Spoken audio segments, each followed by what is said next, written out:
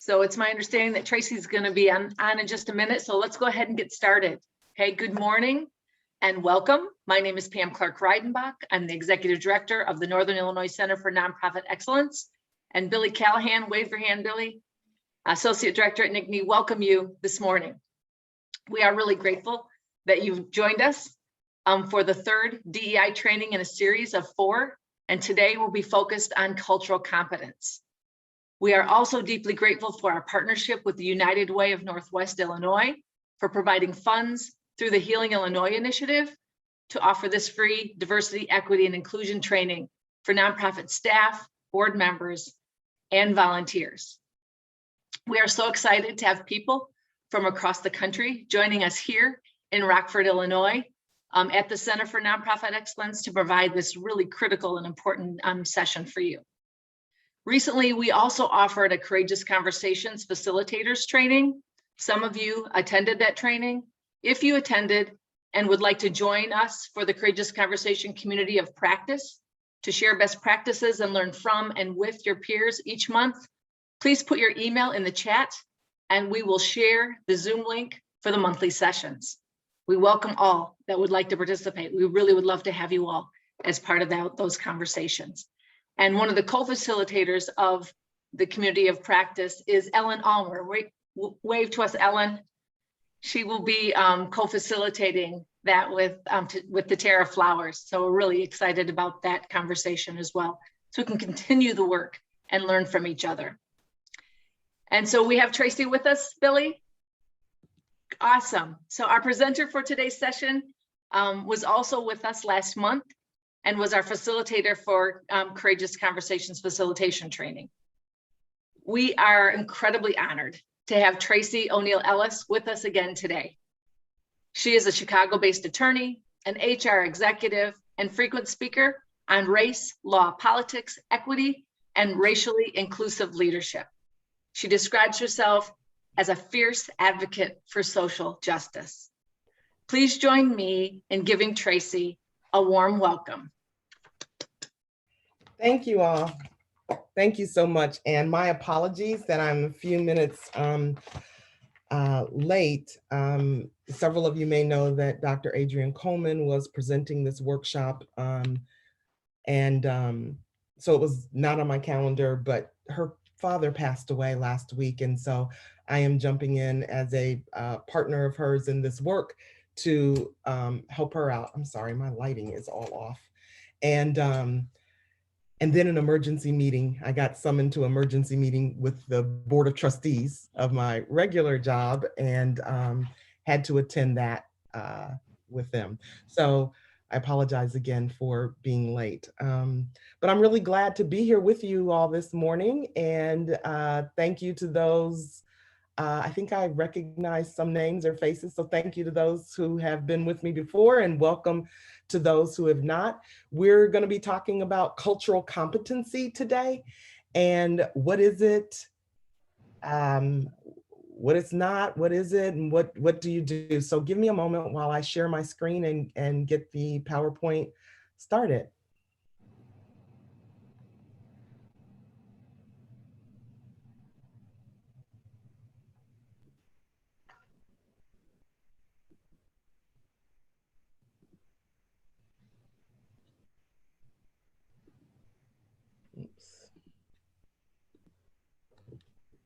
All right, cultural competency. What's a nonprofit to do? So those of you who've been with me before know I start out with the agreements. You've got to do the agreements. But so for those of you who are here for the first time this morning, I like to set the stage with the agreements because often these topics are courageous conversations. And sometimes they may, trigger people or make people feel some kind of way, or you may disagree and all of that. So we just want to kind of level set this morning. And as I was introduced, you all know that I'm an attorney. And so I like contracts. I like agreements. So I'm going to be asking you all to enter into an agreement with me this morning. The first 4 that I'm going to go over come from Glenn Singleton's work on courageous conversations about race. So I'm asking you to stay engaged with me, stay engaged with each other. Don't check out on us. Don't check out on me. Don't check out on each other if things start to get uncomfortable. I want you to speak your truth. This is not a a cult or I'm not here to brainwash you. I'm not here to say I'm the wise sage on the stage and you know, I'm all knowing and this is the way you have to be. I'm here to share some of my expertise, some wisdom, but we all are in this together, okay? I want you to be willing to experience discomfort. Be willing to experience discomfort to the extent that you are. Sit with that, wrestle with it a little bit, but be open to that feeling. And then accept and expect and accept non-closure. We're not going to solve the world's problems today around cultural competency or the lack thereof. So let's be okay with that. The other 4 are agreements that just over the years that I've come up with that I find are helpful. So allow for growth and evolution and understanding, right? Allow for growth and evolution and understanding. Respect and honor that we are all in different places on this journey. And it is a journey. It is not a destination. It is a journey. And so we're all at different places on that. And let's respect that about each other. We want to balance showing up as experts and learners, all right? We all have something to contribute to this conversation. Sometimes we're teaching it, and that includes me this morning. Sometimes I'll be teaching it. Sometimes I'm going to be learning from you all. I want to hear from you all. So let's make space for that balance between being experts and learners. Let me talk about safe space versus brave space. I used to say this is a safe space. This is the space. It's safe. You can say what you want to say, but you know, experience is a good teacher. And sometimes I'd get feedback that you said this was a safe space and I didn't feel safe. And I'm like, oh, I can't know. I don't know how many people are on this workshop with us this morning, but I can't know for sure what makes you feel safe. All right. So I've stopped making that. That guarantee, right? I'm a lawyer. So here's the disclaimer, right? I am trying to create a brave space. And by brave space, I mean, safety means something different for each of us, but a brave space, I want you to be brave about calling out something if you feel disrespected. I want you to be brave about calling it out if you disagree with something or something makes you feel uncomfortable. Let's name it, all right? I can't promise that I can fix it, but let's get it out there and talk about it, all right? So that's what I mean by safe space versus brave space. And then my favorite one is, the devil doesn't need any more advocates, right? So we're going to come to this, we're going to assume positive intent about each other. So this, idea, usually when people say, well, I'm going to play devil's advocate, if you're honest, and I'll be honest, let me talk about myself. When I say, let me play devil's advocate, it means I'm getting ready to try to undermine you. I'm getting ready to try to contradict you, not with a positive intent, right? So I try not to get in the space where I'm trying to play devil's advocate. The devil doesn't need any more advocates, all right? So contrary to what you may have heard about agreements, oral agreements are not valid. In fact, oral agreements can be valid. One of the stipulations of an oral agreement being valid is that it has to be performed in less than a year. There are others, but that's one. And since this agreement will be performed in the next 2 hours, less than the next 2 hours, then it can be valid. So I'm going to assume that you all are all in agreement with me. We have now entered into a contract about these agreements, all right? So let's keep moving.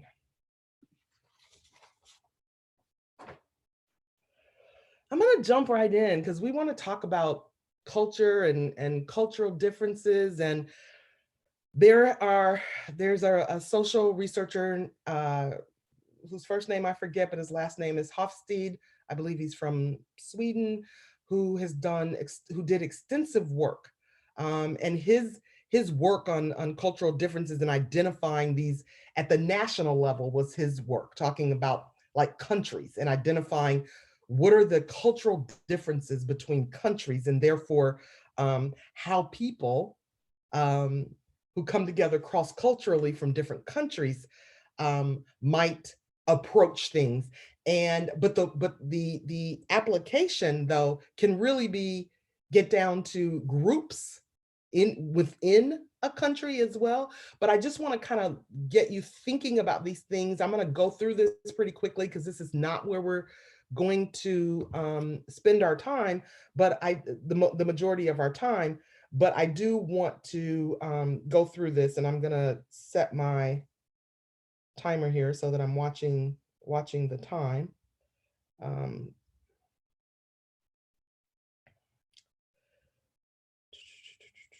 me just a second.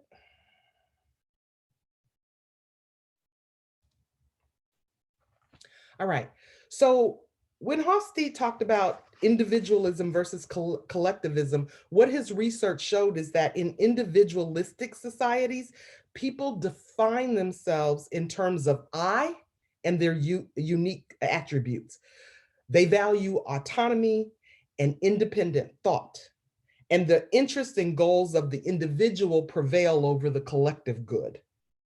Personal attributes personal attitudes and personal needs are important determinants of behavior. And the ties between family members are loose, right? They may move far away from their family of origin or move to a part of let's talk about the US, I was born in Illinois. At one point, I lived in Ohio. I've lived in Atlanta, Georgia. Who knows? I might move to California one day or Washington State. So family ties tend to be loose in that we don't necessarily congregate together. Nuclear families are more common than extended family. So your immediate nuclear family might be the people that you move with and are closer to than your extended family. Love carries greater weight in marriage decisions, and divorce rates are higher. That always has struck me in that research. Love is more important in these individualistic societies. Love carries greater weight in marriage, but divorce rates are higher. You marry for love, but we're divorcing at higher rates. Members of individualistic cultures are likely to engage in activities alone, and social interactions are shorter and less intimate, although they are more frequent. In collectivistic societies, people define themselves in terms of we. It is the I, the individual, is less important than the we. Their lone self is less important than their group memberships and group identities. Members are integrated into strong, cohesive in-groups. There's a lot of social interdependence, a lot of collective harmony is valued, and relational ties and obligations are important determinants of behavior. Those relationships drive behavior rather than my own individual needs or wants. Extended family, uncles, aunts, grandparents, cousins to the second and third degree are very important and provide protection, and are often in exchange for unquestioned loyalty. All right. There are lower divorce rates in collectivistic societies. There are lower divorce rates, yet love carries less weight in the marriage decisions. Members of collectivistic cultures are likely to prefer group activities as opposed to individual interactions, individual activities and doing things alone. Social interactions are longer and they're more intimate. Right? In power distance is the next cultural difference. In high power distance societies, hierarchical systems of assigned roles organize behavior. Power distance is defined from below, from the ground up, rather than above. In societies with high power distance cultures, the less powerful members expect and accept inequalities. They expect and accept inequalities in high power cultures. all right? Power is perceived in these cultures to provide social order, relational harmony, and stability. And the social hierarchy needs no further justification. It is for the good of society. The power residing at the top is to provide order and stability. These types of societies are differentiated into classes. They have stable and scarce power bases. For example, land ownership is afforded to a relatively few number of people. Upward social mobility is limited. Only a few people have access to resources and knowledge and skills, and different social groups have differential involvement in governance, from high involvement down to none. Contrast that with low power distance societies, where people who come from low power distance societies believe that inequalities should be minimized. Power is seen as a source of corruption, coercion, and dominance. People recognize one another as moral equals who share basic human interests. Members care about the welfare of others and cooperate with others. There's less of this, they eschew this hierarchical power structure. These low power distance societies have large middle classes. They share power bases. They have access, more people have access to resources. There's high upward social mobility and mass availability of the resources and capabilities, and they enjoy equal participation or high participation in governance. Uncertainty avoidance. When uncertainty avoidance is weak, members are comfortable with ambiguous and unknown situations. Uncertainty avoidance is low. So they're not trying to avoid uncertainty. They're comfortable with ambiguity, tolerant of change. People from these societies hold ideas as valid and accept different viewpoints. They are emotionally stable, relaxed, reflective, okay? They prefer fewer rules. Rule breaking is allowed. Exchanges are informal. They rely on trust, my handshake, my word is my bond, rather than everything having to be formalized in our interactions and all of our communications in writing. And they take more relatively moderate and calculated risks. Contrast that with strong uncertainty avoidance societies. In those societies, people who come from those cultures hold rigid beliefs. They're strict behavioral norms, formal rules and laws, and an intolerance for rule breaking and unorthodox ideas and behaviors. And I'm sorry, it is getting darker and darker in here. Hold on 1 second. All right, I had to let there be light. Okay. Where was I? So in the strong uncertainty avoidance, that was weak uncertainty avoidance. And strong uncertainty avoidance, people from those societies formalize everything. If it's not in writing, it didn't happen. My word is not my bond. Everybody wants a contract. We have an intolerance for rule breaking or unorthodox ideas or behaviors if in these strong uncertainty avoidance societies. Let's see. Orientation to time. If you have a future orientation, in these societies who have a future orientation to time, they have a strong tendency and willingness to imagine future possibilities. They set long-term goals in these societies, develop plans to meet these long-term goals, and work hard and persevere to achieve ambitions in these long-term goals, and they delay gratification. On the flip side, people who are from cultures and societies that are short-term, have a short-term orientation to time, are more focused on the here and the now and the present and the past rather than the future. We're looking at what has happened, where have we been, and where are we now? We spend now because we have a very short-term focus. If we're from that society, we spend now rather than save for the future. We live in the moment. We live in the moment. Que sera, sera. We're not concerned with past or future anxieties, all right? And we may engage in risky, pleasure-seeking pursuits and fail to recognize the negative longer-term implications of doing that. All right, let's talk about gender. In societies that have low gender egalitarianism, there are few women in positions of authority, a low percentage of women in the labor force, and there is occupational gender segregation. Occupational gender segregation.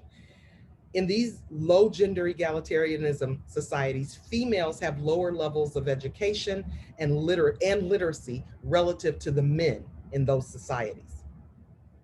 Women hold a lower status in society in general and play a smaller role in community and decision-making compared with men, right? Compared to in high gender egalitarian cultures, then you can imagine the opposite is true. Male and female social and emotional roles are similar. Both men and women are modest, cooperative, tender, and concerned with quality of life and caring for the weak. In these high gender egalitarianism cultures, more women are in positions of authority. There's a higher percentage of women participating in the labor force. There's less occupational sex segregation or gender segregation. And in these high gender egalitarian cultures, females and males have similar levels of education and literacy, and women hold higher status and play a greater role in community decision-making compared with low gender egalitarianism, okay? Assertiveness. Members of high assertiveness societies value competition and success. They expect demanding and challenging targets. Performance is rewarded and results are stressed over relationships. Members of high assertiveness societies value what you do more than who you are. They're not as concerned with relationships and getting to know each other and bonding. It is, what have you done for me lately? What have you produced? What are the results? Members think of each other as opportunistic. In communicating, members who come from high assertiveness societies are direct and they value expressing true thoughts and feelings. Remember, if I come from that, I'm not concerned really with hurting your feelings. I'm concerned with being direct with you, speaking my truth, and letting the chips fall where they may, right? Does that make sense? All right. If you think about a low assertiveness culture, think about it in terms of a workplace, low assertiveness emphasizes seniority and experience, and merit pay is destructive to that harmony. Think about that as the opposition to high assertiveness, all right? So members from low assertiveness cultures speak indirectly. They prefer saving face and subtlety and value detached and self-possessed and how can I describe self-possessed and unwilling to put themselves out there and say something risky that might be interpreted negatively. Let's say it that way. All right, let's look at number 7. I know I'm moving quickly, but we're going somewhere here. Being versus doing, right? High doing orientated societies believe that people have control over their destiny. Anybody can succeed if they try hard enough.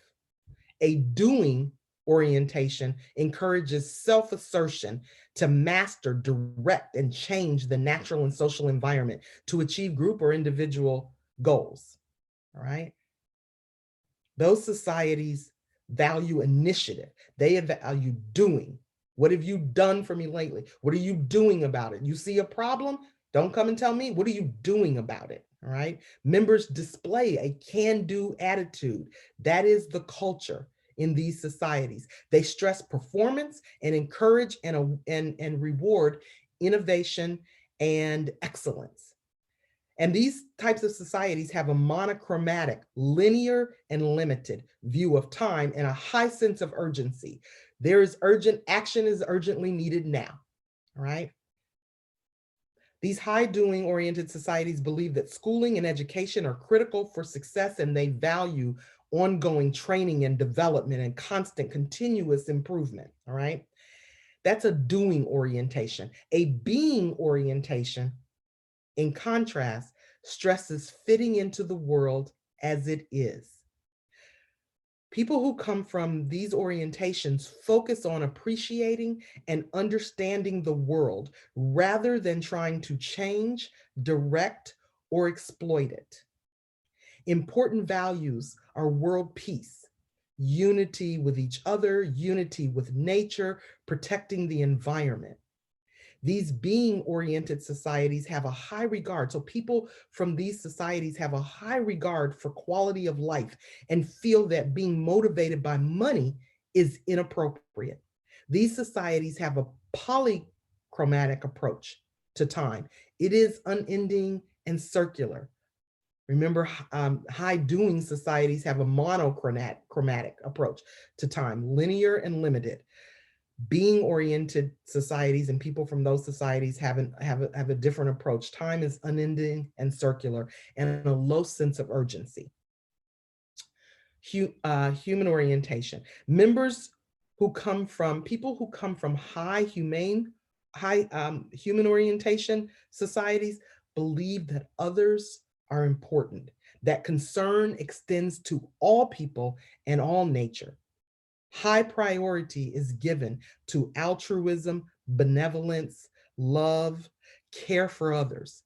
People who come from high human orientation societies are urged and socialized to be sensitive, highly sensitive to all forms of racial discrimination. The need for belonging and affiliation with each other, with others, is what motivates people in those societies. Personal and family relationships offer protection. Close social circles receive material, financial, and social support. And the state does not provide welfare. They take care of each other. These high human orientation societies participate in the labor force to help out their families. It's not for personal gain so that they're climbing the corporate ladder, so to speak. Children are expected to be obedient and parents closely control them. And as a general rule, people who members of this society are psychologically healthy. Contrast that with low human orientation societies. Self is important, not the we, me, is more important than the we. People who come from these societies, these cultures, feel a predominant concern for self-enhancement, and a high priority is given to pleasure, personal pleasure and personal comfort. This makes me happy. I'm not worried about you, Billy. This makes me happy. Not worried about you, Pam, or you, Ron. This makes me happy. Indulgence, the last one is indulgence versus restraint. Societies and cultures that are indulgence-oriented are pleasure-seeking. They encourage pleasure-seeking. Members pursue fun activities for the sake of personal enjoyment. The flip side, in contrast, cultures that are restraint-oriented believe that hedonistic pleasures need to be curbed and regulated by strict social norms. Strict social norms. All right. That was, 50 pages worth of his research in, 25 minutes, all right? But can you see even just that quickly? And again, his research, Hofstede's research was at the national level, at the country level. And so we have borders, but they're not fixed, right? They're permeable. So people cross borders, right? And we travel and we move to different places. And then our families from generations may settle somewhere else, but our values from from our countries of origin and how we've been socialized, then become not a country, a national, it's not a national difference, it becomes differences within country. So America, the United States is highly, does anybody think that the US is not highly diverse? We don't have a diversity problem in the US if you define diversity as, a collection of people of differences, lots of differences. We have lots of diversity in the US. But that within those groups, can you see how you could see all of the individual within certain groups, nationalities, races, all of these show up in different ways within those groups. So I don't speak, let me preface what I'm about to say. I don't speak for all Black people, but I have been Black for a long time. I've been around Black folks a long time, decades and decades. And so I know a thing or two about Black folks collectively, all right? Collectively, there are some things about our race and our culture that distinguish us or are distinguishing features. And we tend to be less individualistic and more about the collective. We take care of each other. We have large extended. I had a coworker who said she has one cousin. And I said, really? I was like, oh my gosh, I've lost count. I don't know. I have hundreds of cousins. And she was like, how is that possible? Your aunts and uncles? How many aunts and uncles do you have? You guys must have had a lot of kids. And I'm like, well, no, because in the Black family, extended, I'm close to my third cousins. I mean, I don't know, and so when we started talking about it, she was like, oh, well, okay, yeah, if you count them as cousins, yeah, sure, I've got more than one. No, yeah, those are definitely cousins. When we say the cousins, we mean all of us. I mean my first cousins, and I mean their kids, and my kids are close to their kids, because we've been intentional about that. It wasn't like we said, let's be intentional. It came naturally because that is our culture. So my kids are close to their kids. My grandkids are close to my first cousin's grandkids. That's how we roll, okay? And I've seen that across the Black diaspora in this country time and time again, all right? Talk to me. What do you, when you think about these, and I know I went through it quickly, but let's stay at the 100,000 foot level. So we're not trying to be scholars in this right now, but what do you see within the United States? How would these differences impact how we come together and interact in the workplace and in an organization?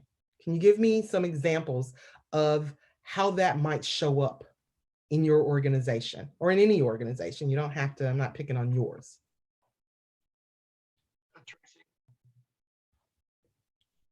Go ahead. I because I'm sharing my screen, I can't see everybody, so I can only see about 3 or 4 people. So just come off mute and. People sharing in the chat, mask wearing. Oh, thank you for doing this chat. I can't see it. Mask wearing, yes. Those could be cultural differences. It could be how we're socialized. Intra-group. Mm-hmm. Someone shared tensions with policies, procedures, and expectations. Say that one again. Someone shared procedures, expectations, and policies. There might be tensions. Oh, okay, yes.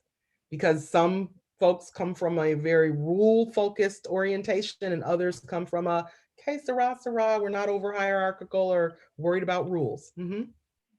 I think of generational gaps in the workplace. Yes. So if you're older, you come from a very rule-oriented orientation.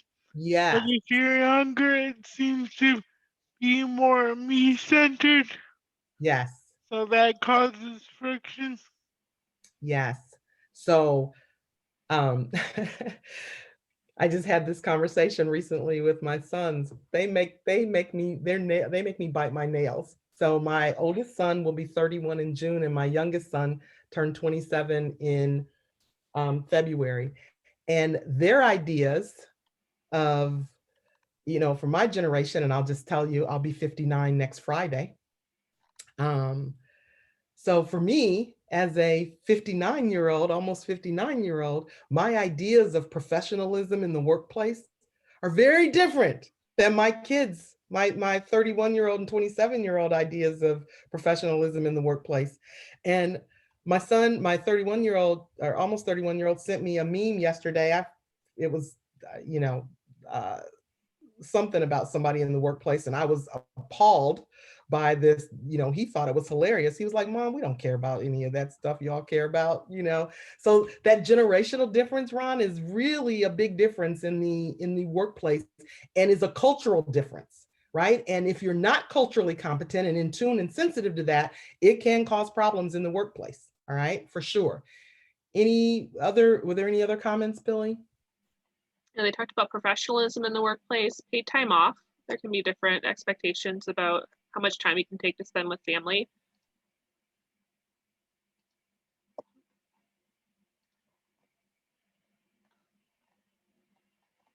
I just got a message saying I was muted and the host wants me to unmute, but I didn't mute myself. But anyway, okay, can you all hear me? Mhm. Okay, all right. So you can see how even within the United States, when all of us come together with all of our different socializations and cultural norms and beliefs, even if we don't think they're cultural beliefs, how you are raised and socialized and ways of being and the norms of your family and your generation and your heritage and ethnicity and race and all of those things, we all come together with our colleagues in the workplace, with our clients that we're servicing, with the communities that we're servicing. And all of this is just a big ball of potential for problems, right? So how do we deal with all of this? Because we can't, before I met Pam and Billy a few months ago. We didn't do a cultural diagram for each other or have a discussion. Now listen, Pam and Billy, I come from family is important. We're extended family is important. I believe in the we over the I. So what's your orientation? We don't have those discussions before we start working together and collaborating and whatnot, but they're always with us. So in our minds, we have these biases, right? Like Dr. Coleman did the very first workshop in this series was on implicit bias. And I'm sure that you all, have been through these before. We all come to the workplace and to our interactions with other people with these unconscious biases as a result of how we've been socialized, right? So someone who's highly individualistic, who is all about me, I'll be transparent. It gives me anxiety. I get anxiety because I'm socialized into such a we orientation that I'm kind of offended by the strong I. I'm just being honest here, y'all. So I'm kind of offended by it. I feel like it sounds kind of arrogant to me when it's always me versus the we. All right. But I'm cognizant of that bias and I have to check it because I will start making assumptions about somebody that may not be true just because they have my BFF has a strong I orientation and she's a Black woman, right? So I said, we're not a monolith. She can be we, but she takes care of self, right? She's and I'm always telling her, stop being so self-centered. And she's like, I'm not self-centered. I just love me. What's wrong with that? I take care of me, right? So, and she's she's my best friend. I wouldn't be friends with someone who was an awful person. She's an incredible person and incredibly generous, but she does have a strong I orientation. And so you have to check those biases, right? And then understand these differences and how they interplay so that we can move work forward, whatever the work is for us individually, for us collectively in the workplace. All right, I'm gonna move on from this because I'm fascinated by this research and I could spend more time than we have, so. All right, the iceberg concept of culture. When you look at me, when I look at you, what I can see is the tip of the iceberg. You can see that I'm a Black woman. You can see how I'm dressed, pretty much. You can see some of my surroundings. If music was playing and we were in a social setting, you would see that I love to dance. You see how I talk. You hear the language that I'm using. If you hung out with me for a while around my extended family, which I'm very close to, again, remember those hundreds of cousins I have, you would see and observe how we celebrate. You would also hear that Traci doesn't talk like this around her family and extended family and close friends, that I code switch. I code switch from how I talk naturally to come into the workplace in a professional setting, right? You would learn that about me, and that might shock you. And if you could eavesdrop on conversations and hear how I might naturally talk, you might think less of me. You might think, oh my gosh, she's an attorney and she said ain't? And y'all?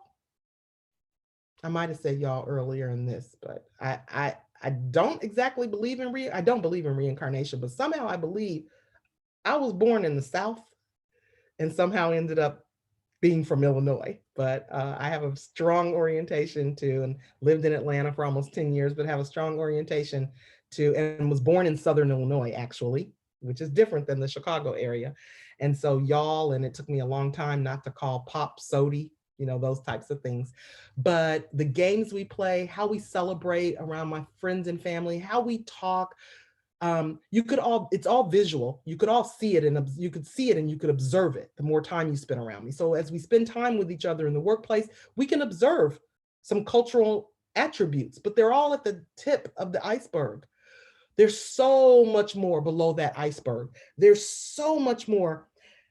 All of our cultures and socializations have visible and hidden elements. The visible ones are the ones we just talked about, and they are the artifacts and the symbols and our practices and our celebration and our language and color and dress and social etiquette.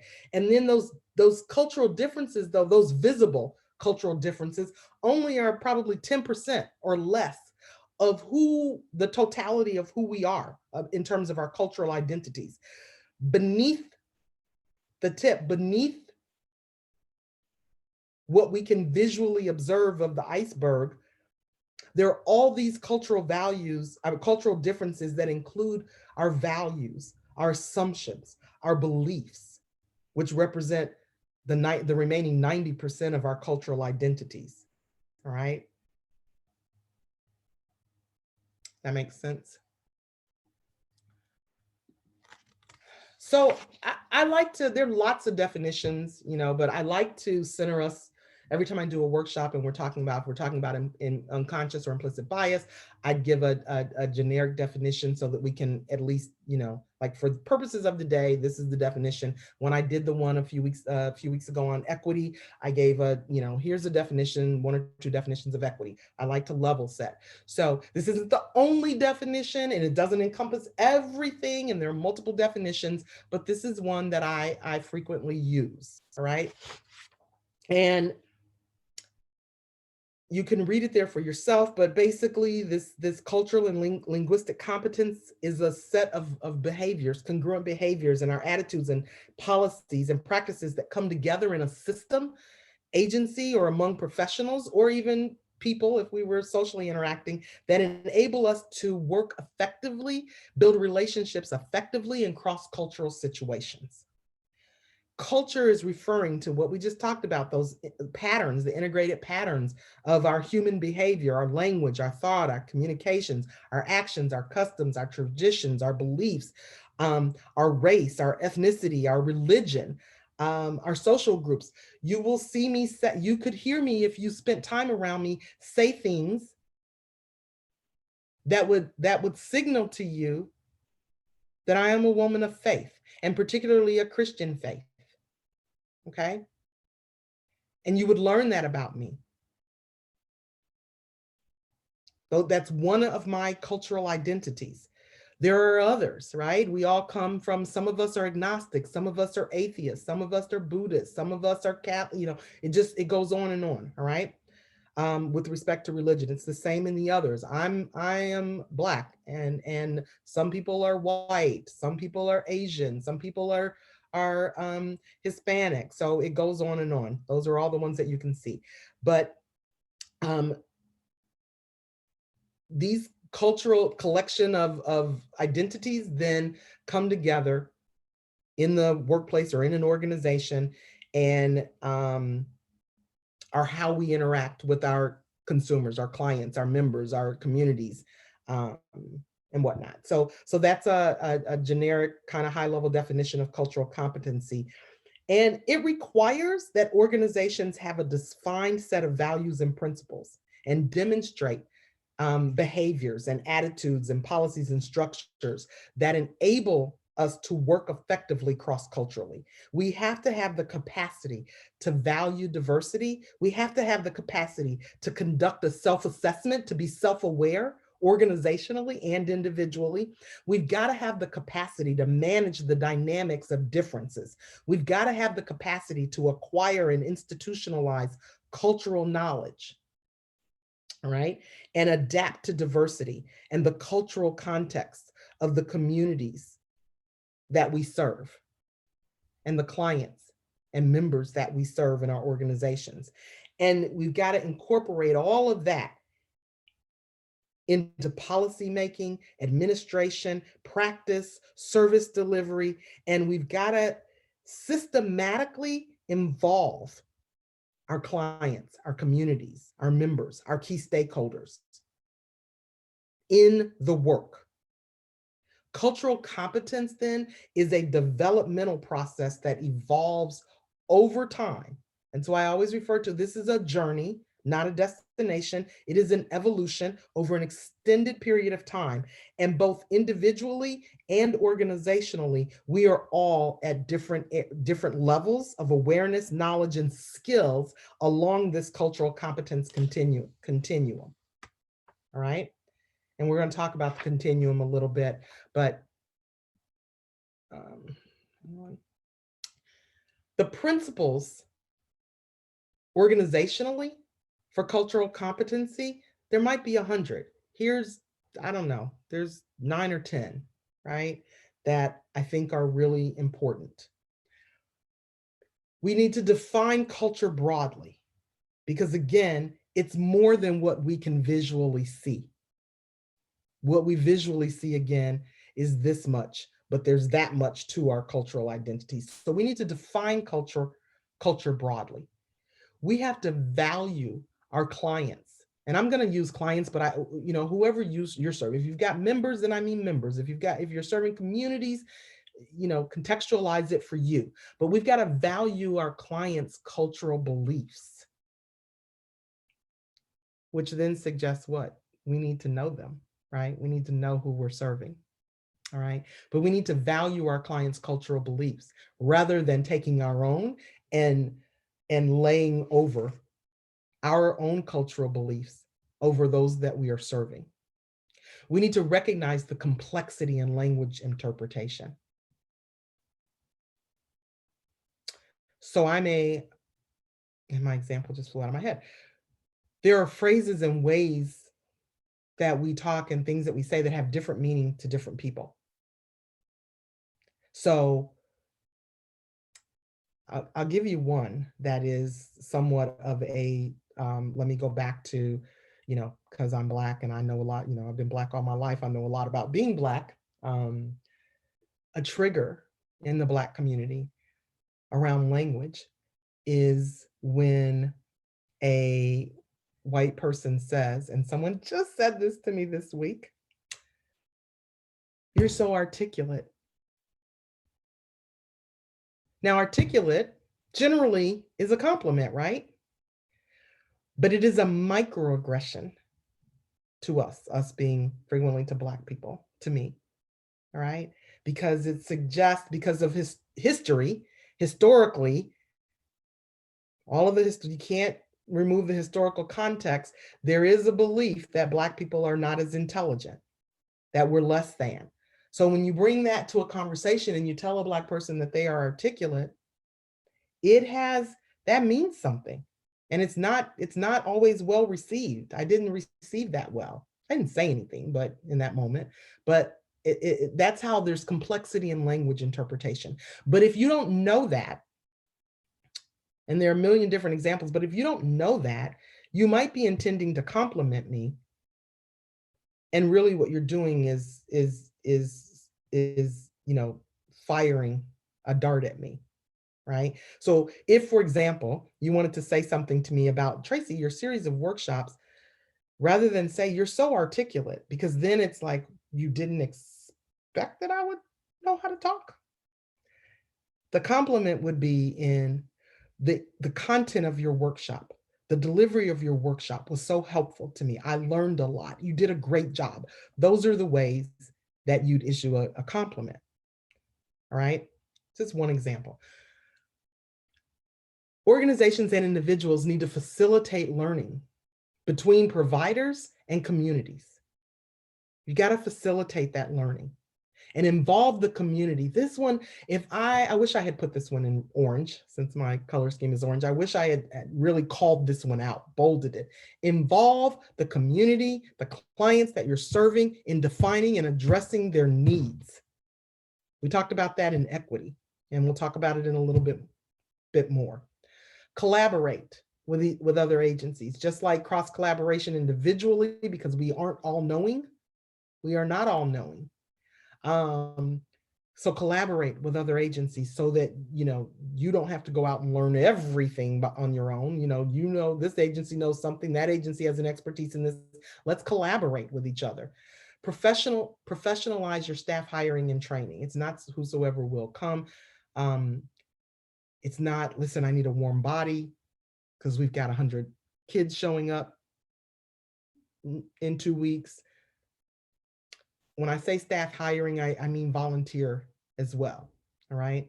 Institutionalize cultural competence. Value it, take the journey, continue to evolve, and put time and effort into it. That's what I mean by institutionalizing it in your practices, your policies, your PD. We'll talk about that a little bit more later.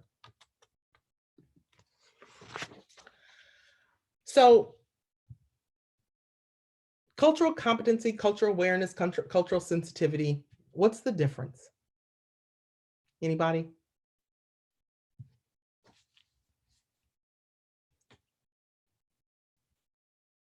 Is there a difference? Are these interchangeable?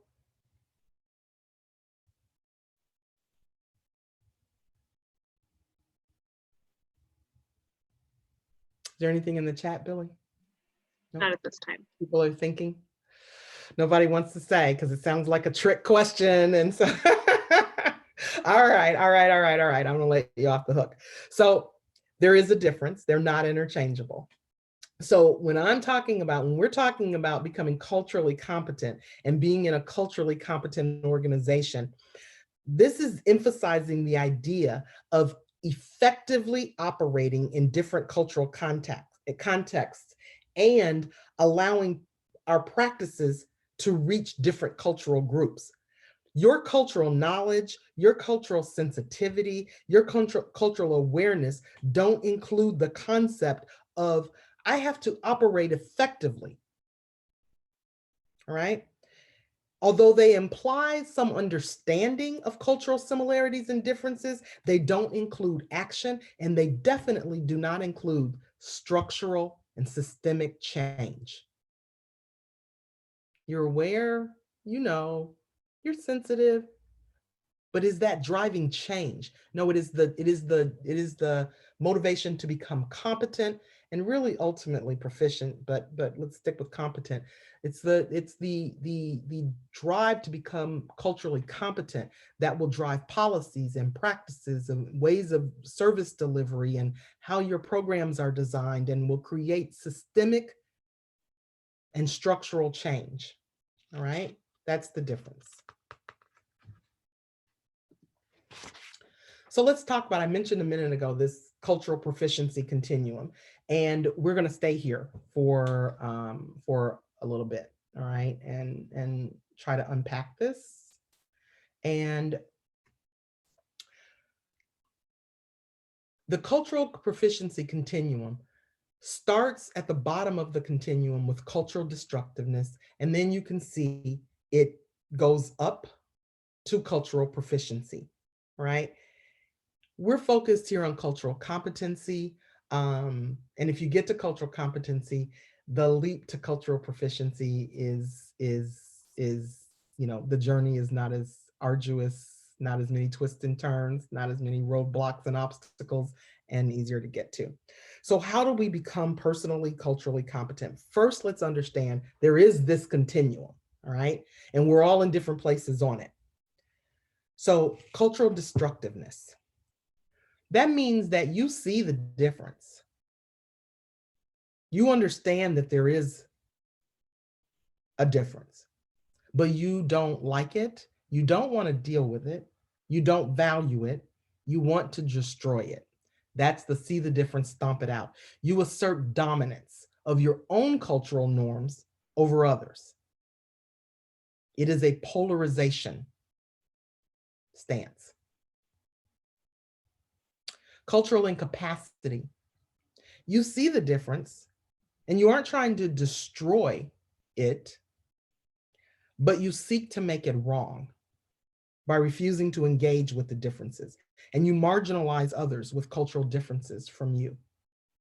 So if I didn't recognize my bias towards the individual, I orientation, I'm not destroying it, but all my thoughts around it, if I don't acknowledge it and deal with it, I would be at cultural incapacity around people who are socialized with strong I orientations. I would automatically see that difference as wrong.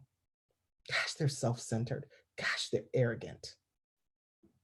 When that could, there are self-centered, arrogant people in the world, right? But that doesn't mean that there are self-centered, arrogant people with strong I orientations. That doesn't mean that everybody with a strong I orientation is a self-centered, arrogant person, right? That's Tracy's own junk. And I need to recognize that. Otherwise, I'd be stuck at cultural incapacity. I'd be making that wrong in my mind. And I'd be coming to them, even in my daily interactions with a colleague or a client or whatever, with this attitude, right? Cultural blindness. You see the difference, you act like you don't. Colorblind. It's cultural blindness. And in our courageous conversation, communities of practice, we're going to start with color blindness. But you see it, but you act like you don't. So this is when, because I'm articulate, because I'm highly educated, because particularly when I was an elected official,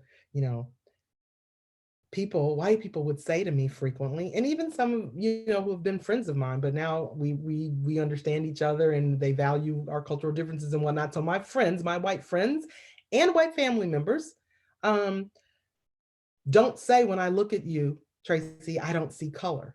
What? Trigger. No, don't whitewash me. Don't try to make me who I'm not. I am a Black woman and it is who I am. And you need to see that, right? It's the lens in which I see the world. So the other thing I always say to white people when they say, I don't see color. Yes, you do. I'm sorry. Yes, you do. Because you only say that to people of color. And I checked, I did some research. My sister-in-law is white. So I asked her, that's my official research. Hey, because you're white, you've been white a long time, you hang around a lot of white people. Your whole family, except for us, is white. Do white people say to other white people, when I look at you, I don't see color? Do y'all say that to each other? She said you don't. Now that was a research study of one, but she said you don't. That white people don't go around to other white people saying, hey, when I look at you, I don't see color. So you do see color because you really primarily only say that to people of color. So we do know that you do see color. You're just trying, it's not coming from a place of malice. We understand that. You're trying not to see it so that you don't say or do anything, that would make it look like you saw my color, right? You see it, you just don't know what to do with it. So that's cultural blindness, color blindness. Cultural pre-competence. You see the difference, you understand it, and you're willing and able to embrace the differences. I'm sorry, I skipped cultural pre-competence. You see the difference, but you're responding to it inadequately. You see it, but you're not engaging in deep reflection about how these differences might necessitate you to be, do, act, think differently. You might describe yourself as culturally sensitive or culturally aware. You see it, but you don't know what to do with it. I'm going to stick with my bias, the thing I have to deal with around people with strong I orientations. If I were in pre-competent stage around that, I would see it. I acknowledge, let me pick on Pam. Pam, you have a high, I don't know what you do, but I'm, purposes of example here. Okay, I've been around Pam long enough now. She's got a strong I orientation. I tend to have a we orientation. So I recognize it. I'm aware that we've got this difference. And then I'm going to carry on because I'm aware. But if I'm in a pre-competent stage, I'm responding to it inadequately. I've acknowledged it to myself, but my response to it. So then when I'm interacting with her and her strong I orientation flares up, see the language I use, flare up, like it's still a negative, like it flared up. But when that strong I orientation manifests or shows up, I don't do anything differently. I still in my mind am rolling my eyes, thinking, what a arrogant, I know she's got a strong I orientation, but I'm not doing anything different. That's the pre-competence. I'm responding to it inadequately. So I'm not changing myself. Cultural competence then, where we're on this journey to, is that I'm seeing it, I understand it, and I am willing and able to embrace this difference and begin to understand. I'm engaging with it now. I'm not running away from it. I am engaging with it. I am willing to challenge myself to understand the changes that are needed, not on Pam's part, but on my part. Now I might need, if Pam is doing something with her strong I orientation, I might need to talk to Pam about that, but I got to check myself first, right? Tracy, you have a strong, you feel some kind of way about people with strong I orientations because your we is to take care of everybody and to downplay the I. So then when Pam's I orientation comes up, is she really being selfish and arrogant and self-centered? Or is she taking care of self? And there's a difference. And I need to understand that. I need to reflect deeply, and I need to check myself and change how I approach and interact with Pam because I am aware. Now, that doesn't mean that Pam's I orientation might not show up inappropriately sometimes. So, for example, if we're in a meeting and Pam's strong I orientation means that she takes over the meeting and talks over everybody, and it's her way or the highway, then that might necessitate a conversation. But it's not based on Pam's wrong and I'm right. It's based on how is this impacting? Because again, my we orientation, if I'm culturally competent and I want to have a conversation with Pam, I'm going to understand that the we orientation that I come to a situation with means that the collective is important and all voices need to be heard, right? And Pam, in the meeting today, others didn't get an opportunity to talk because your ideas, which we really appreciate, kind of took over the conversation. So I'd like for us in the next meeting, I'd like to make sure that we value everyone's ideas, all voices. We want to hear from all voices. So I want us to give an opportunity, and maybe how can we do this so we ensure that everyone's ideas, that yours are heard, but we don't run out of time from hearing others. Maybe we could set up a mechanism where at the end of the meeting, if for those who, if you didn't get all, once we go around the room, everyone has an idea and we share and make sure everyone is heard. And if we have time, we go back around and pull out more ideas. If you don't feel like you were heard in all of your ideas, can we set up a second meeting? Can we dump it into this Google Doc that is shared with everybody? I mean, I'm winging it here, but you see the difference? That's what I mean about being culturally competent, and you're reflecting on what are the changes that need to happen within myself first, and then within the organization, because the organization is a collection of us, right? And so unless we deal with it ourselves, we're not going to be able to impact the organization. So we're getting to cultural competence because that is where change happens, personally and systemically, organizationally. And then cultural proficiency, you see the difference, you understand it, you embrace it, you are actively engaging those differences, seeking them out, bringing them into the room, you're wanting all these differences, and you are not understanding the changes that need to be made, but you are making them. You are making them, and the organization is about that systemic change, and it is requiring hard conversations, and some people may leave because you're changing, the organization is changing, and it might not be for everybody anymore. And that's hard, okay? Billy, just interject if there are questions and comments. I forgot to say at the onset, this is not a keynote speech. So y'all don't have to wait for me to stop talking. You are free to put stuff in the chat. I can't see the chat right now, but if Billy's watching it for me, just interrupt if there are questions, comments that people want to make. I value that. I want all voices heard, all right?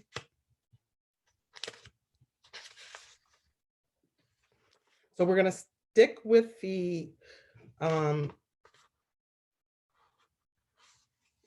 let me, before I do that, on this cultural competency, or cultural proficiency continuum, I want to give you some ideas. I tried to make a slide out of this chart, but it just wouldn't, it wouldn't format right. So I do have a chart here. And it's not Tracy's work. Let me be sure to give credit. It's from Building Bridges, Tools for Developing an Organization's Cultural Competence, okay? Along this continuum, let's talk about what this actually looks like in an organization. Cultural destructiveness. Organizations who are in cultural destructiveness, people who are in cultural destructiveness in those organizations, disregard cross-cultural awareness, knowledge, behavior, and skills in staffing patterns, service delivery, program design. Create advertising and that perpetuates stereotypes. For example, women as the picture of depression, substance abusers as Black men. Okay. Create criteria that exclude or create artificial barriers or job requirements that have nothing to do with performance ability. Must have 8 years of people management experience. What if I've been a program officer for 10 years with stellar transformational results that I can prove? Does the fact that I was an individual contributor mean that I can't move up to the next level? Could the organization invest in me in people management? I don't know, I'm asking a question. I'm really keen on job descriptions and the hidden zingers that they have in them, because we write job descriptions through a biased lens and through cultural blindness or cultural incapacity. That we're talking about cultural destructiveness here, so this is intentionality. Refuses to select and recruit bilingual staff because, dang it, our clients need to speak English. Provides paperwork in English only because, dang it, our communities need to speak English. You're in America. Does not recognize the importance of family participation. If you come from or socialized into the I and the individual over the collective, those who come from a socialization of the family is more, the family structure, nuclear and extended family is highly valued and you don't understand that or value that or care about that, and in fact are trying to destroy that, no, only the client can come to this. If you're serving children, let's say, only children are allowed at this playtime. Parents, grandparents, siblings, cousins, aunts and uncles that want to come and celebrate, nope, you're not invited. Now, that doesn't mean that there aren't reasons sometimes that are valid, but we're talking about cultural destructiveness, where you are organizations are intentionally stomping it out, right? And refuse to be sensitive to different cultures, all right? Cultural incapacity does not accept multiple perspectives as valid. There is one right or best way, and it's usually the dominant group's way. Speaks on behalf of or versus supporting special populations in efforts to speak for themselves. That goes back to equity, inclusiveness. Are you serving people and meeting their needs according to what they need or according to what you want to give them or want them to have? You're speaking on behalf. This is that cultural incapacity. You see the difference. You're just making it wrong. Like, they don't know. I know best. This is the right way. We're smarter. We're the dominant group. They aren't that bright. They don't understand all the nuances. You see diversity as meeting quotas. We need to hire the best qualified. By the way, listen for this in the future. That never comes up until you interject diversity in hiring. We want diverse candidates. We want a diverse candidate pool. We want to see diverse candidates. Until you interject the word diversity into the hiring process, best qualified never comes up. If you don't say those trigger words, you won't hear best qualified. Well, of course, the assumption is that you're going to hire. Nobody sets out to hire the incompetent person unless it's nepotism or some other mitigating factors. But generally speaking, we try to hire qualified people, right? But it doesn't come up unless you start talking about diversity. Downplays the need to hire translators and translate paperwork. Cultural destructiveness, you absolutely refuse it. Organizations refuse it. Cultural incapacity, those folks in organizations are just downplaying the need. We don't really need that. If you talk slowly and enunciate, they can understand you. Puts down family values. Uses primarily Anglo-oriented methods of treatment that are too rigid to consider new methods for different cultures. This is the way we do it in America. This is the way the dominant culture, we have a you're not cognizant of this. I'm telling you what's twirling in your head. We have a Eurocentric lens on this. This is the dominant way. This is the way it's done. It's been done this way in our sector since Moses parted the Red Sea. That's cultural incapacity. Cultural blindness. You disregard diverse religious and cultural practices when scheduling hours of operation for your communities, your clients, your members. Goes over your head that there are religious and cultural practices that could and should impact your service delivery hours, right? Plans and implements special events assuming a shared value. This is the traditional, come to our Christmas party. I celebrate Christmas. But hello, I'm pretty clear not everybody does. And so it's fine. My extended family celebrates Christmas. So it's fine for me to say to my extended family, come to my house for this Christmas party.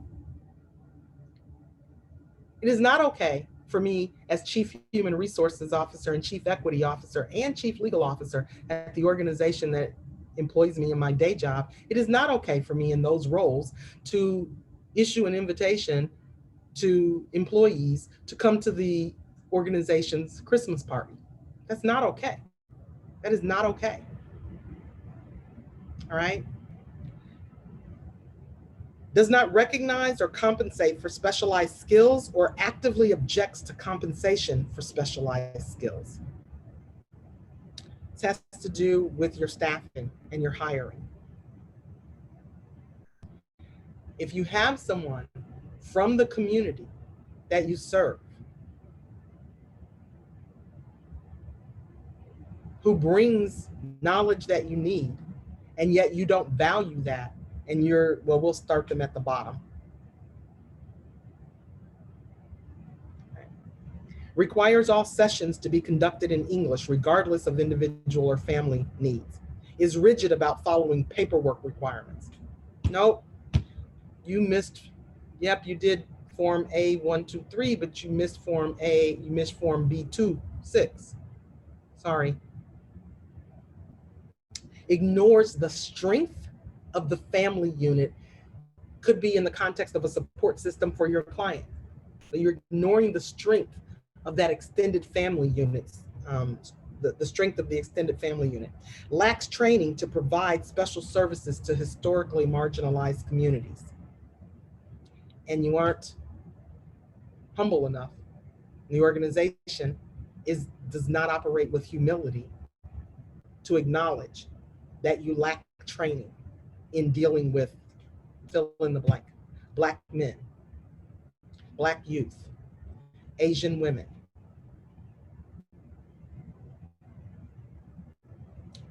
I mean, along all the differences, you lack training to service them.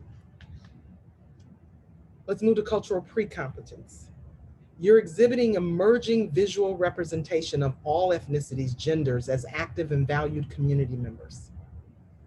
You recognize, you individually, the organization collectively recognizes that it is not connected with the neighborhoods and coalitions that promote various groups, and you're seeking to correct that situation. You realize that you need to extend yourself to other coalitions.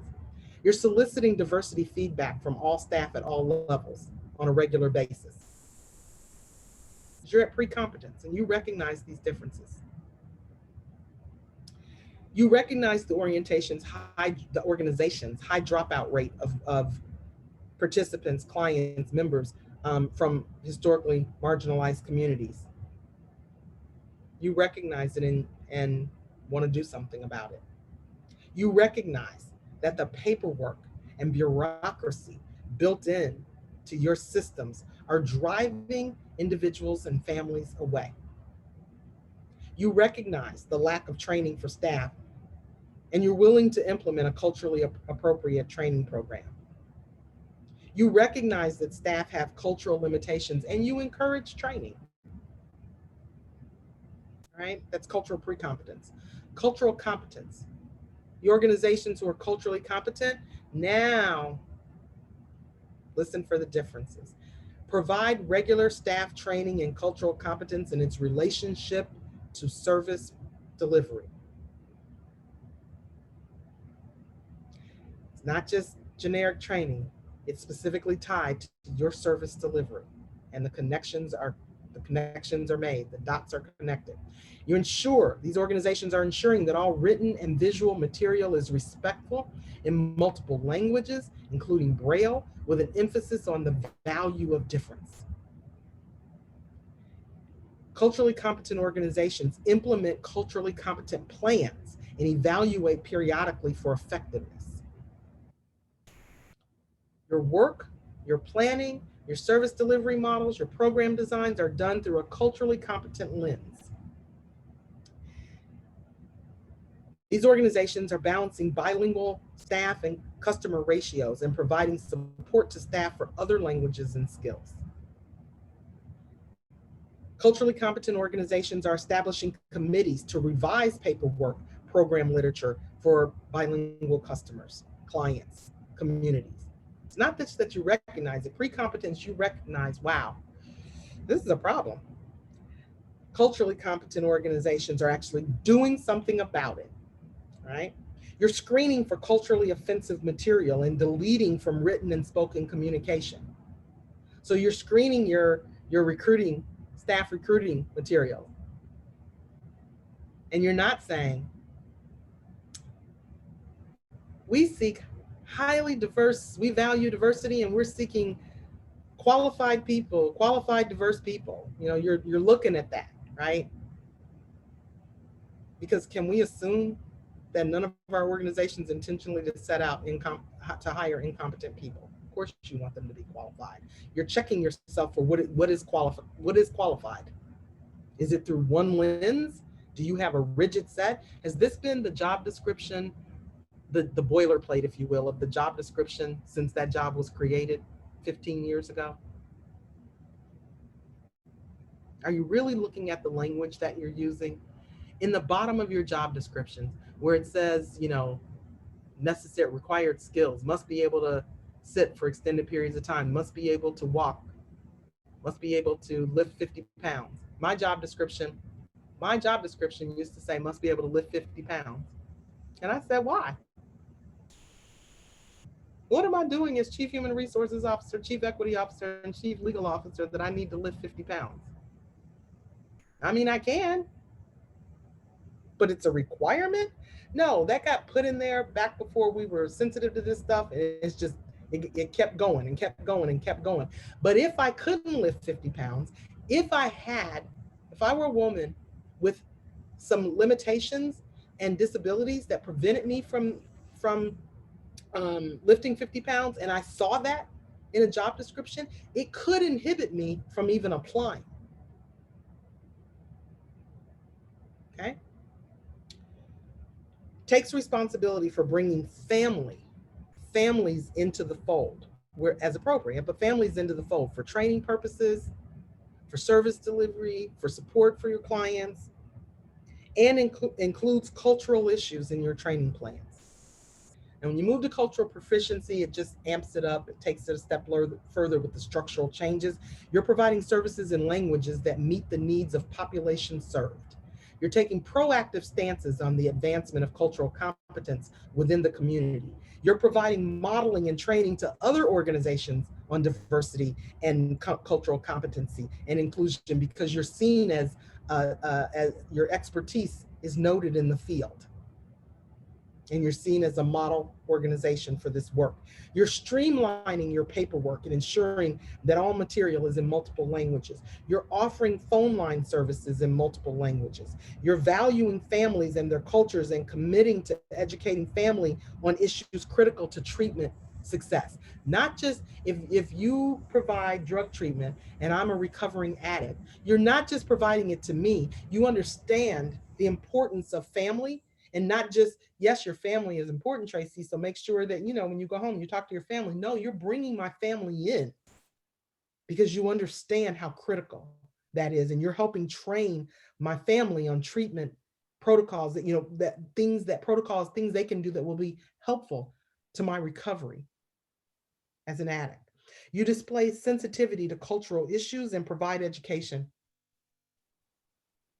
as I said before, to other organizations. All right. Where are your organizations on this? Excuse me, Tracy. Can you hear me right? So yeah. I've got a question. We're a small organization, and 2 full-time, one part-time, planning to bring on someone else part-time. So my question for you is, because I realize now that in conveying this part-time role, we didn't hit all the marks. But how do you message that you want to become, or you would love to hire, you know, because we're all the staff are white, right? So how do you convey that message? Because we know we'll benefit from different cultures, different races as part of the organization, you know, without being blatant or kind of falling flat based on some of the information you shared. Are you serving? And I'm sorry, I can't see you. What's your name? Yeah, I'll start my video. Dave Simmons. I can see. Okay, yeah, I didn't mean to start your video. I just thought because I'm sharing my screen, I can't see everybody. We're a statewide organization. Okay, what's your name? Dave Simmons. Hey, Dave. Yeah. So are you serving your statewide organization? Are you serving a diverse population? Yeah, we're bicycle advocacy. So, you know, we're working on legislation and infrastructure. And so, yes, what we do impacts, you know, all shapes, sizes, colors, et cetera in Illinois. Okay. And I don't know, because I'm not a bicyclist. Yeah. No, are there, so for example, I'm not a skier either, but I happen to know there are Black ski groups. I'm not an outdoors person, but I happen to know there are Black outdoors groups. Are there Black bicycle groups? There are. Hispanic bicycle groups? Are there multicultural bicycle groups? Are you connecting with those groups? We made some inroads. We're not where we need to be. But when it comes to this, again, part-time position, like the language we use, I think it was something to the effect of we're looking for qualified individuals and would love to, there was two things: add some diversity to the staff or look for someone outside Chicagoland. Those were kind of like our nice to haves. But based on what you just said, kind of saying qualified and saying we want to add diversity. Well, I think, that saying qualified, I think it's inherently understood, right? We put a job posting up, and I don't put our job postings up in my office. I just sometimes periodically go look at them, and I catch language. So, you could, and I'm getting on my other laptop because I want to give you, I'm getting on my work laptop because I want to look at our job postings, and I want to give you an example of language that I made sure is on our career page. But I'm sure there's a best way to say it. And we can, I can follow up, or Billy can help connect us. You have to assume that people know you're looking for qualified people, right? Right. So right. of course that's a requirement. We're not going to intentionally hire someone who's absolutely unqualified. Mm-hmm. So I just want to give you this really quickly as an example. Send a link or whatever. Yeah, I don't want to take up too much time. Yeah, and I'll make sure I'll send a link to Billy or Pam so that they can send it out. Okay. But this is one example. Yeah, and if others have suggestions too, because we're certainly making some progress. When it comes to some of what's been discussed today, we know we have much. Yeah, much and this is a travel. frequent question that I get, Dave. So our job postings say to continue moving diversity, equity, and inclusion forward, we seek to recruit, support, and retain diverse, talented individuals who are culturally competent, equity-minded, and constituent-centered. Okay, and then we put the legal, we provide equal employment opportunities without regard to race, color, and all the, the legal stuff. But the real language, the pop that is on, that should be, if you went and looked, it should be in all of our job descriptions. To move this work forward, because we're serious about it, we seek to recruit, support, and retain diverse, talented individuals who are culturally competent, equity-minded, and constituent-centered. All right. So that's bigger than the role, which I like that. Please share that link. That would be very helpful. I will make sure I send it to. I'll just send that language to Billy, and if you can send it out, Billy, if that's possible, Billy or Pam. Thank you. Okay. Sure. Thank you, Dave. Other comments, questions? I also have a question. Yes. So I work with people who are disabled and trying to find jobs. And a lot of times they are discouraged by some of the language that you just mentioned, such as the requirements to sit or stand for certain periods of time, lift however many pounds.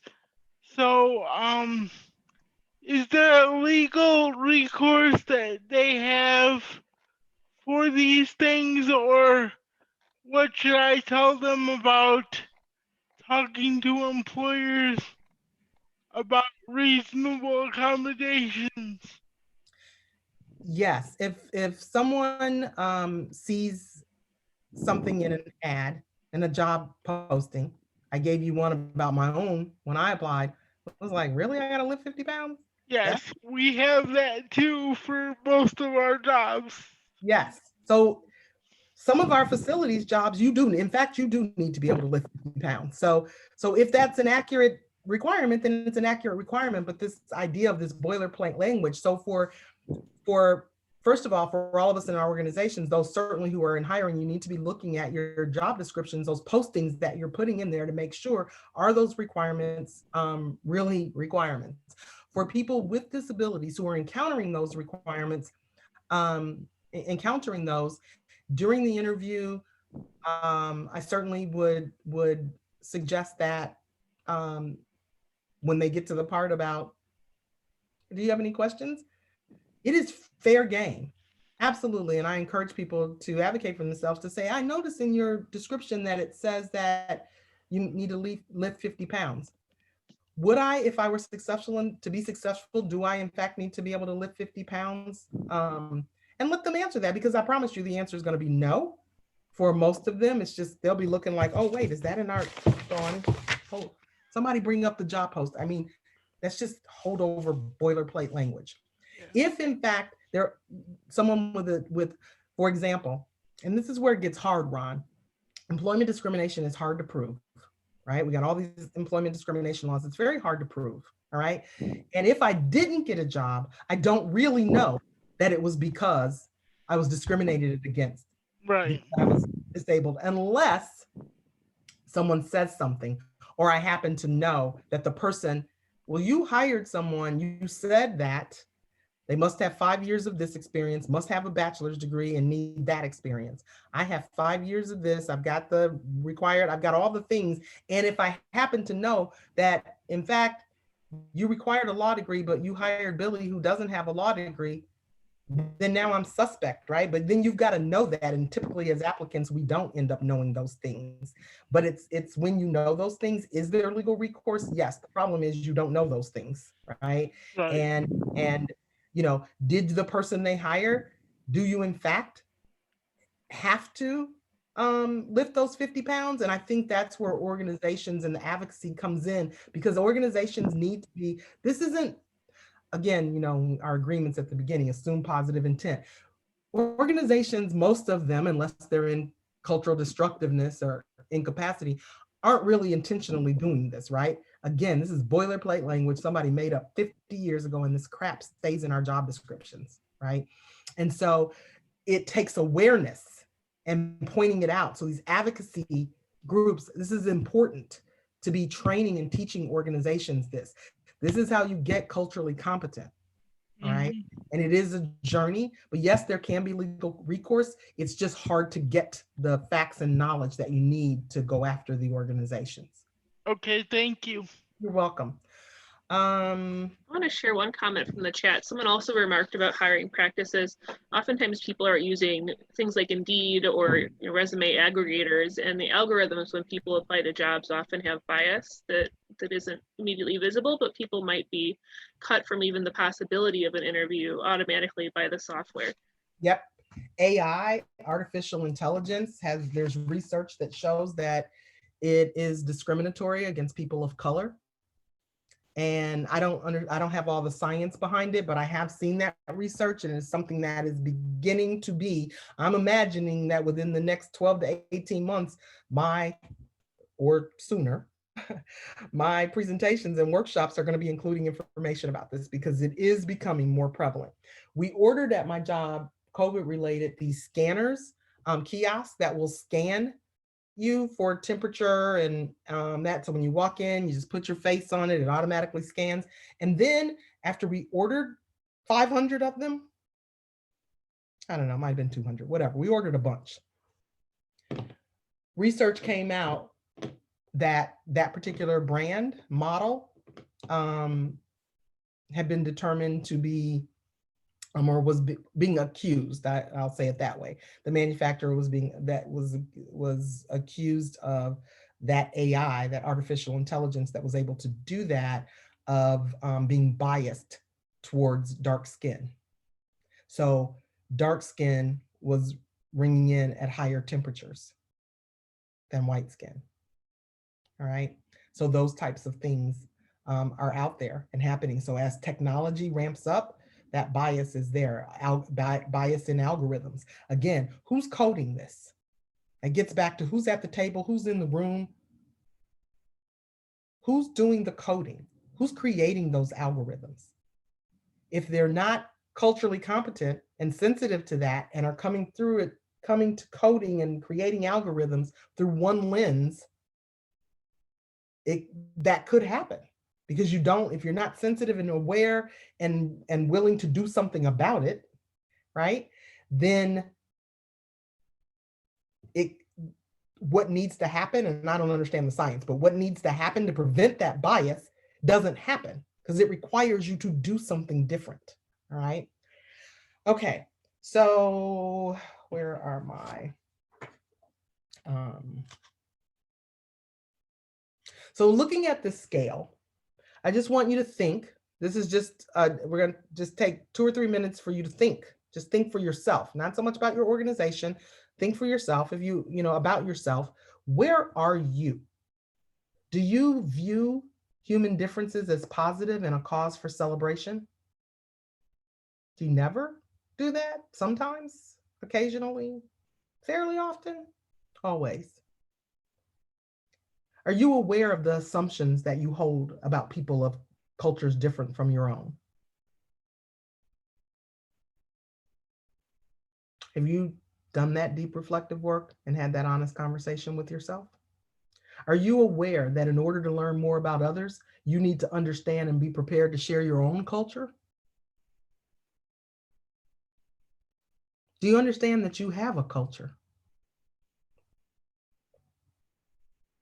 Do you know that differences in color, culture, ethnicity, etc., are important parts, critical, important parts of people's identity, which they value? And so then do you? Do you know that I'm very proud to be a Black woman? And I don't want you to not see that? Do you understand that being a Black woman is the lens through which I see the world? It is how I navigate. It informs my perspectives. Do you value that?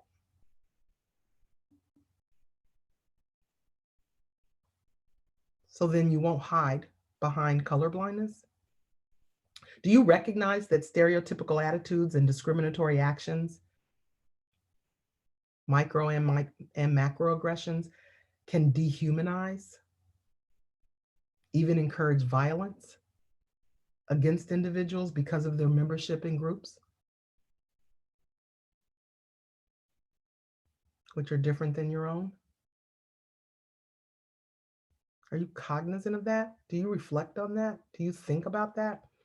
Do you take any opportunity to put yourself in places where you learn about difference and create relationships?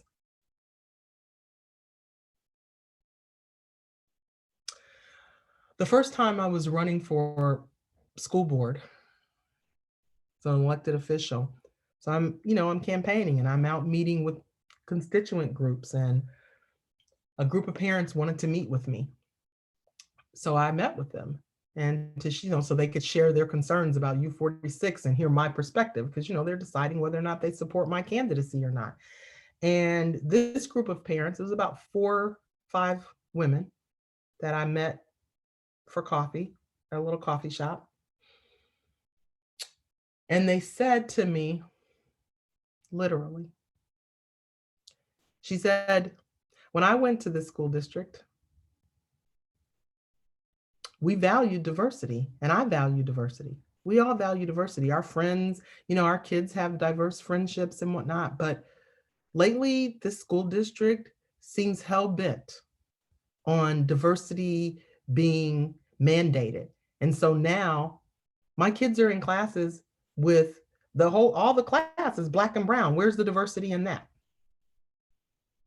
And I said, well, is the district doing something to exclude white kids from school, from classes? No, the whole town is just, especially Hispanic people, just keep moving in. And now the schools have changed. Do you hear what was happening? I mean, they literally were saying this to me. You understand what they were saying to me? They don't want it's fine to have some diversity. They don't want their white children in class with majority Black and brown students. That's exactly what they were saying to me. And I asked, what would be your expectation of me as a school board member? And they responded, the district needs to hire some marketing people to do a marketing campaign to attract white people.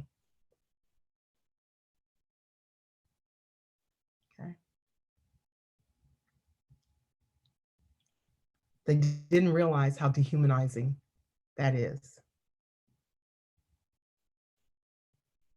what a macroaggression that is. Do you take, oh, I said this one, do you take an opportunity to put yourself in places where you can learn about others? I am frequently.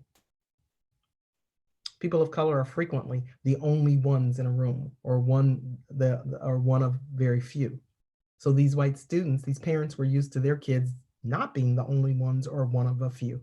And it apparently was very disconcerting. Well, for me, that's my whole world, unless I'm with my nuclear and extended family primarily.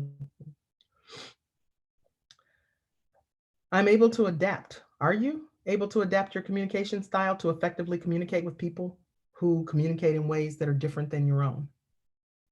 Do you seek out people who challenge you to maintain and increase the cross-cultural skills that you have? Are you learning about and putting into practice the specific cultural protocols and practices which are necessary for your work, whatever it is, how your service delivery, your programs? Are you working hard to understand the perspectives of others and consult with diverse colleagues? If you don't have any in your own organization, then across to other organizations about culturally respectful and appropriate courses of action. Do you recognize that achieving cultural competence involves a continuous commitment to learning over a lifetime and change? There's some things to think about.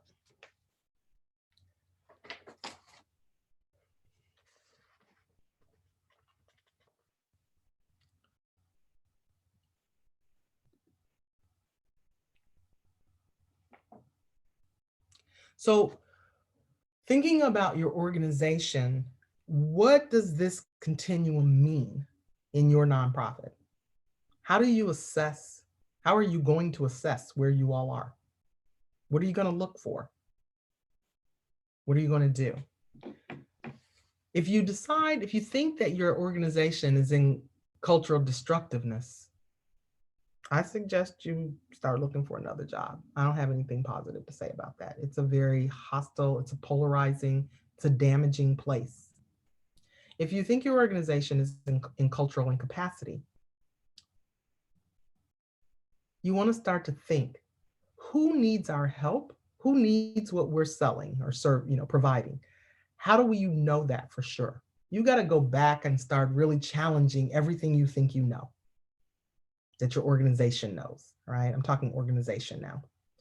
How do you all know for sure who needs your help? How do you absolutely know that's who it is? This cultural incapacity at the nonprofit level is really about the lack of capacity to help historically marginalized communities and clients due to these biases and paternal attitudes toward cultural behaviors and values that are not shared with the dominant group. It's a very Eurocentric lens and way of being. And so you've got to intentionally challenge this cultural incapacity and explore these biases that existed when you decided who most needs your services. And then what, if any, cultural barriers exist for them in accessing those services?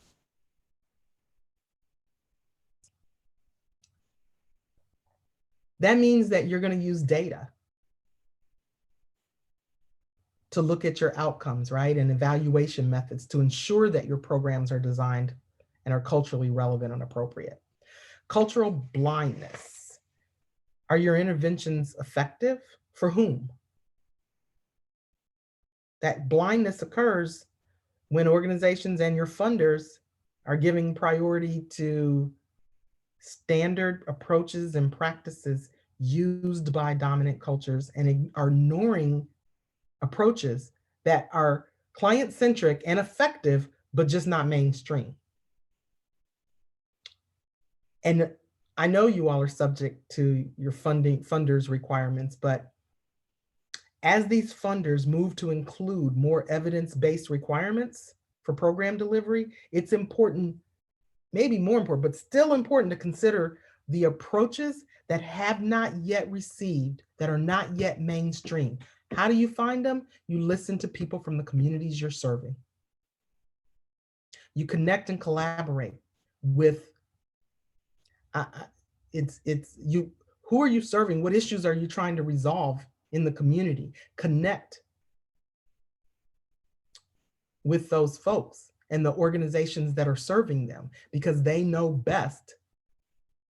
If you want to help Black men, then you better be talking to Black men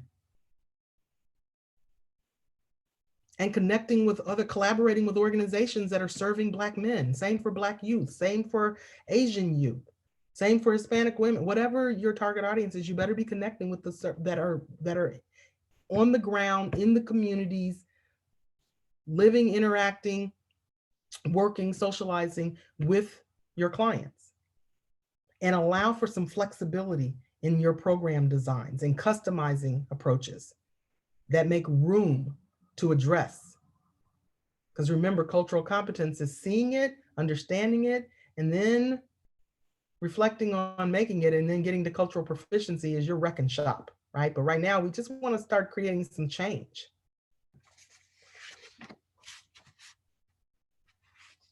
Okay, all right. So, culturally competent organizations. Culturally competent organizations. Let's talk about what they do. They allocate actual resources towards building cultural competence. Budgets, how we spend our money reflect our priorities and values. So if you show me your checkbook register or your debit and credit card transactions, I can tell a lot about your values and priorities. Same if I share mine with you. It's the same with organizations. What does your organization's budget say about its priorities and values around cultural competency? Culturally competent organizations collect data to measure program effectiveness and include historically marginalized voices in making meaning of that data. I said this in the equity training when I talked to you about that. Who is your data about? Who is at the table helping your organization make meaning of that data? More importantly, who's not at the table? Are historically marginalized voices present and being given an actual voice at the table to provide input, context, to help shape the meaning and the decision-making? Are you then analyzing data through a cultural lens? Culturally competent organizations do that.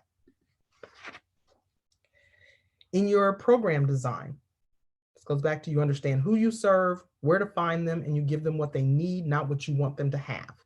How are you dismantling cultural blindness and being laser focused on evaluating your program through that cultural lens, not a dominant lens?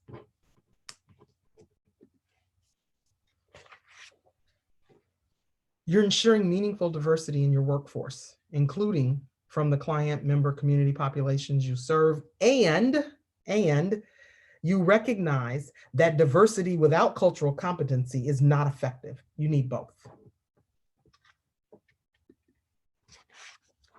Culturally competent organizations are culturally curious. So then they're actually and actively engaged in professional development around equity, anti-racism, cultural competence. You're having courageous conversations about how these issues manifest in your programs and in the lives of the people you serve. I always say, you can't teach what you don't know, and you can't lead where you don't go. I stole that from a church I used to attend. The pastor used to say that, and I love that. And I think it's applicable for this work. You can't teach what you don't know. You can't lead where you don't go. So unless your organization is continuously learning about and grappling with these issues and having hard conversations and having some truth-telling sessions and making the necessary systemic and structural changes, cultural competency is always going to elude your organization. Culturally competent organizations are continuously confronting their own biases. We all know, I'm not getting ready to redo the bias workshop. We've got them, right? It's part of the human condition. And particularly these unconsciousness ones can be insidious, and they impact the ways in which we make decisions, interpret data, determine who we're going to serve, how we're going to serve them, and every other aspect of how we individually and our organizations collectively operate. Therefore, we need to demonstrate humility, some cultural humility and acknowledgement. This work is hard. It is a journey. It doesn't happen organically and by itself. we can never, ever, ever master all that we need to know and comprehend about highly complex human beings and their cultural makeup, particularly in those dimensions that are below the iceberg. Therefore, we have to continuously be engaged and be motivated to be interacting with other people who are different than us and learning. If you want to serve Asian women, it requires work.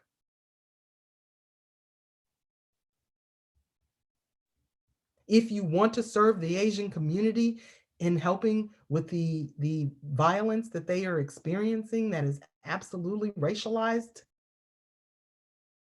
it requires understanding their culture and understanding those cultural norms that drive how their ways of being and their values.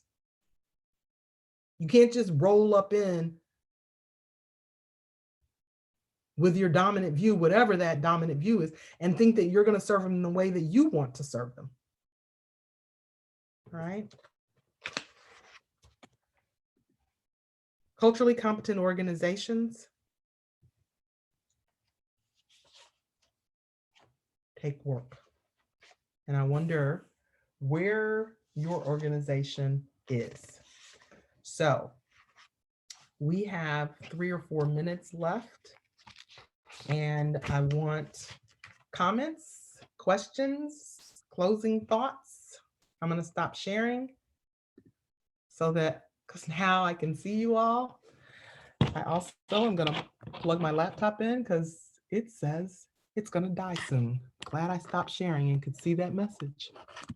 That would have been bad. Saved by the battery charger. Anybody? Good morning. I have a question. Mm-hmm. Tracy, thank you just so much for this. I have lots of questions, but I'm just going to choose one.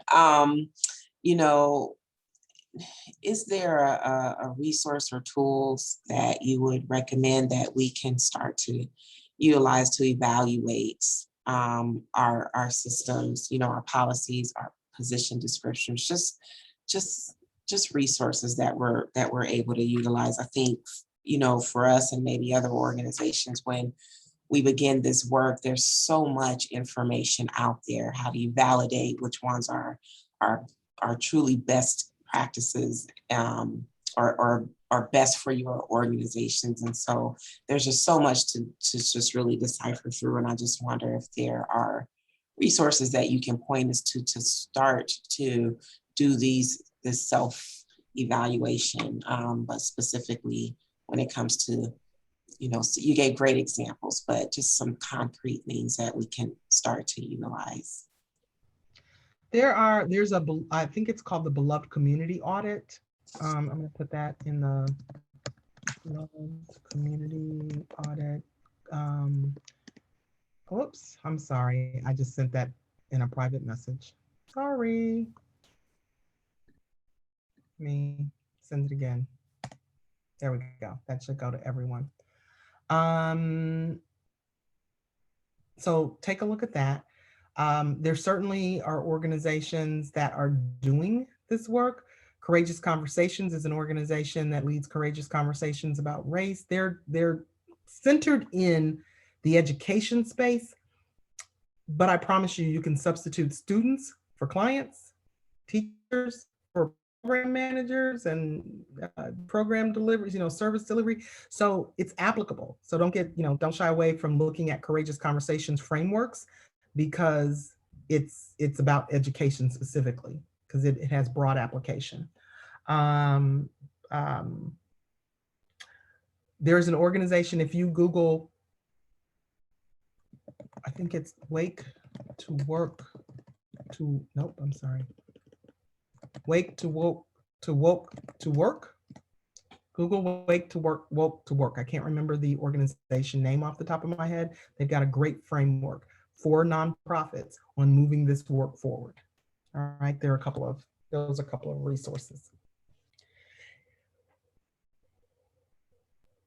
Equity in the Center. Thank you. Monique, equity in the center is definitely one. Is there, I see so many comments here for me, and I've got private messages. I don't know, Billy, is there a way that I can get the chat so that I can respond to people? That's a great question. The chat doesn't save private messages, so I would suggest you copy it, Control C it, and paste it into a Word document. All right. So you can just before Control C the entire conversation. Yep, before you end this meeting, even though people can leave, but before you hit leave the meeting and cancel me out, can you give me a moment to Oh, absolutely, absolutely. Control copy into to copy this into the Word doc? I also will put my email here. Just a little, and I promise you I'll respond. It may take me a moment. My email, that's my personal email, and it's pretty active. And so I've got a work email. I've got my consulting email. That's my personal email. So it may take me a moment, but I promise. And if I don't respond, I'm not ignoring you. It got buried. Please bring it to the top of my inbox. Just hit me, forward it to me. All right. I'd love to engage with you all. Thank you so much, Tracy. Thank you all. No, thank you. And thank you everyone for being with us this morning. I'm going to briefly screen share as we close so I can remind you of the date for the next session and for the Courageous Conversation Facilitator trainings. So on May 7th, the session is going to focus on anti-racism. So we hope you're able to join us for that. I will share a Zoom link reminder with you.